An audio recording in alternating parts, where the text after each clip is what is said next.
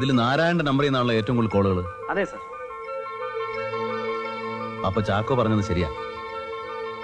നമുക്ക് നാരായണ ഒന്ന് കണ്ടളേ. എന്താ?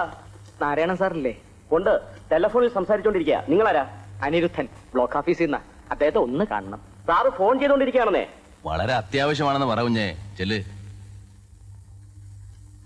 ആ ഡോക്ടറോ? ഡോക്ടർ ഞാൻ വിളിച്ചെന്ന് പറഞ്ഞേ. അയ്യോ, ഡോക്ടർ എന്താ പേടിക്കുന്നേ? ധൈര്യമായിട്ടിരിക്കണം. ആ, ഇവിടെ ഗസ്റ്റ് ഹൗസിലാ താമസം.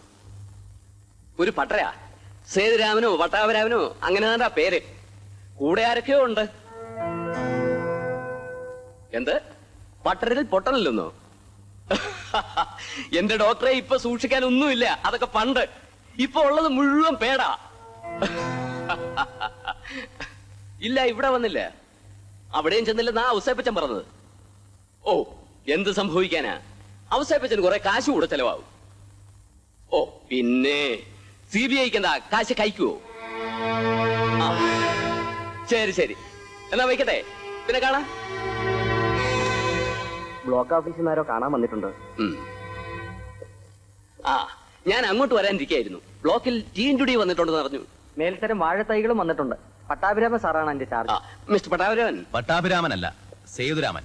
പട്ടര ബ്ലോക്ക് ഓഫീസിൽ നിന്നല്ല, CBI എന്നാ. ഇരിക്കൂ ഇരിക്കൂ. മിസ്റ്റർ നാരായണന് മന്ത്രിമാർക്കിടയിലൊക്കെ നല്ല സ്വാധീനമാണല്ലേ? ഏയ്, ആര് പറഞ്ഞു? ഞാനൊരു പാവമാണ് സർ. ഒരിക്കൽ അസംബ്ലി ഇലക്ഷനും തോറ്റു. അതാണ് എനിക്ക് രാഷ്ട്രീയവുമായി ആകെയുള്ള ബന്ധം. നിങ്ങൾ മന്ത്രിമാരെയും അവരുടെ PA-മാരെയും മറ്റും പലപ്പോഴും അവർ താമസിക്കുന്ന വീടുകളിലേക്കും ഗസ്റ്റ് ഹൗസിലേക്കും ഒക്കെ വിളിച്ചിട്ടില്ലേ? ആരാണ് സാർ എന്നെ പറ്റി വേണ്ടാത്ത അസംബന്ധമൊക്കെ പറഞ്ഞു തന്നത്? എനിക്കൊരു മന്ത്രിയും പരിചയമില്ല, ഞാൻ ആരെയും വിളിച്ചിട്ടുമില്ല.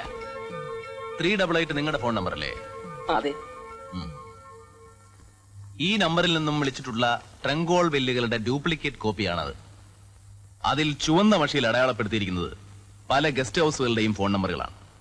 നിങ്ങൾ വിളിച്ച ദിവസങ്ങളിൽ മന്ത്രി അവിടെ ഉണ്ടായിരുന്നതായി ഞങ്ങളുടെ പക്കൽ തെളിവുകളുണ്ട്.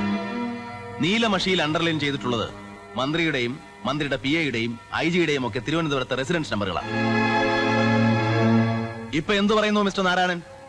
രാഷ്ട്രീയത്തിൽ നിങ്ങൾക്ക് ഒരു സ്വാധീനവുമില്ല അല്ലേ?